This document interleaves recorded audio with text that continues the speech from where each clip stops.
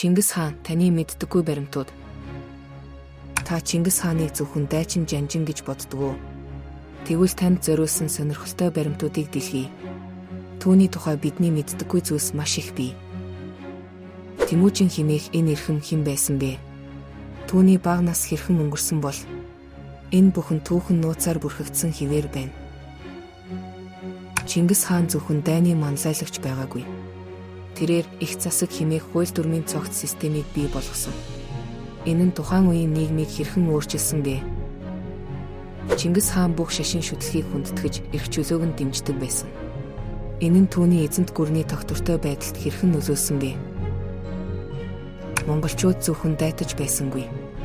Тэд соёлын үеийг хадгалж шинжлэх ухааныг хөгжүүлж байсан. Чингис хааны үед соёл урлаг хэрхэн цэцэглэн хөгжсөн бэ?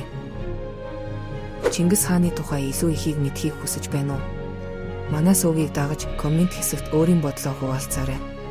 Дараагийн дугаараар уулзцгаая.